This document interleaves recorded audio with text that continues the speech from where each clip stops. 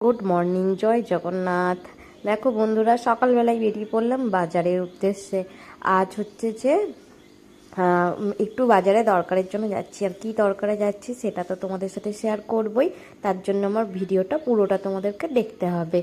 আর দেখো, মানে গ্রাম তো আমার তো সবসময় ভালো লাগে। আর চারিদিকটা ধান ক্ষেত, তো এত সুন্দর লাগছে। এখানে দেখো শশা বাড়ি, এত সুন্দর লাগছে যে কি বলবো। সকালটা যখন শুরু হলো এরকম, মানে কি বলবো, ধানের উপরে যখন সূর্যের আলোটা পড়েছে, কত ঝলমল করছে, তেমন আমারও মনটা ওই রকমই হয়েছে, উজ্জ্বল হয়ে গেছে একদম। এইখানে আসলেই এই রকম মানে মনে হয়। আর সকালটা শুরু হতে হতে আমার এখন 8টা বেজে যাচ্ছে। বাবার বাড়ি এসেছি, ঘুম ভেঙে গেলেও তো মানে বিছানায় শুয়ে শুয়ে বা গল্প করে করে দিন কেটে যাচ্ছে। এটাই হচ্ছে সবচেয়ে আনন্দের জায়গা। আর দেখো, বললাম তো এসেছি কি দরকারে, তার জন্য দরকারটা হচ্ছে মিষ্টি কিনতে এসেছি। ভাইফোঁটার আগের দিন মিষ্টি কিনতে এসেছি। আর এত ভিড়, এত ভিড়! অনেকগুলো দোকান থেকে ঘুরে ঘুরে এইখানটায় এসেছিলাম। এত ভিড়! আমার ভাই আমাদেরকে নামিয়ে দিয়ে চলে গেছে, আমরা দুবোনে দাঁড়িয়েছিলাম। আর এই একটা দেখো প্যান্ডেলটা, এটা বাস স্ট্যান্ডে, আমাদের উদয়নারায়ণপুর বাস স্ট্যান্ডে। তারপরে আমাদের কেনাকাটি হয়ে গেছে, অনেকটা দেরিও হয়ে গেছে।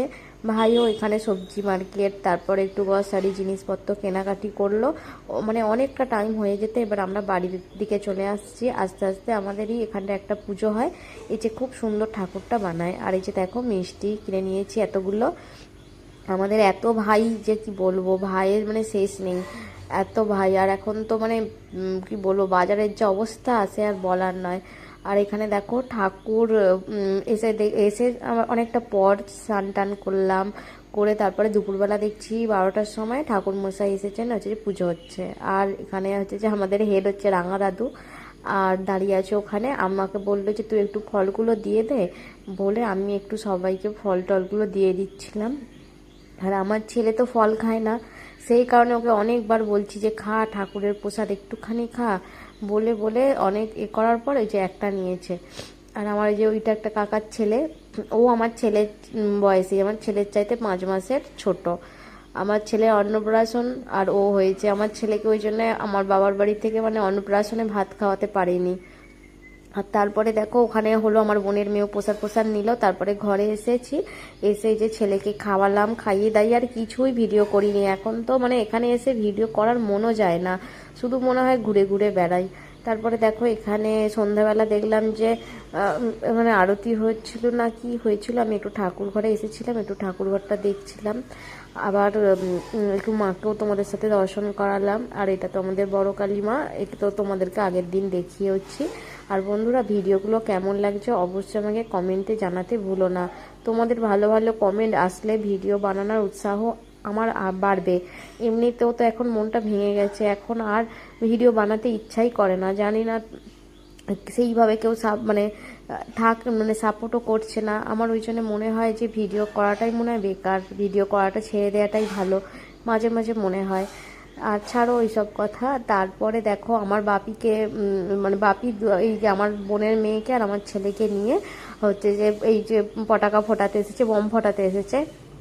আর দুজনই তো পুরো ভয় করে, এত ভয় করে তার বলার নয়। আর দুজনকে নিয়ে আমার বাবা তো একবারে জ্বালা, পুরো একদম শেষ হয়ে যাচ্ছে।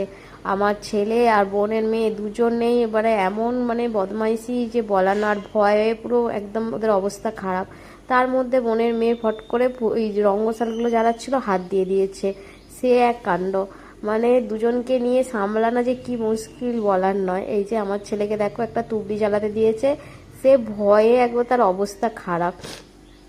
মানে এই যে পটাকা ফাটানোটা আমার মানে বলতে গেলে বাবাই ফাটাচ্ছে। আর আমার বোনের মেয়েকে যে আমার মা ওখানে ধরে বসে আছে, দুজনকে নিয়ে বাপি বাজে বাজে বলছে, তোদের দুজনকে নিয়ে আমার মাথা খারাপ হয়ে যাচ্ছে, তোরা তোদের ছেলে মেয়েদেরকে ধরে ফাটা, এইসব ফুলঝুরঝুরি আমি আর পাঠাতে পারবো না বলে আমি বলছি তুমি তোমার করিয়ে যাও।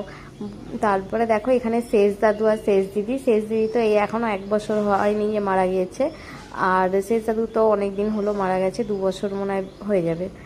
আর এখানে শেষ দাদুর যে মূর্তি বানানো আছে, এখানে শেষ দিদির ফটো আছে, একটু দেখলাম। দেখে আর এই যে আমার ছেলেকে আমার ভাই এখন ধরেছে, সবাই মিলে আমাদের ফুল ফ্যামিলি চলে এসেছে এইসব করতে। আর এখানে এই যে কাকার ছেলেগুলো সব ফাটাচ্ছে পটাকা, সেগুলোই দাঁড়িয়ে দাঁড়িয়ে দেখছি।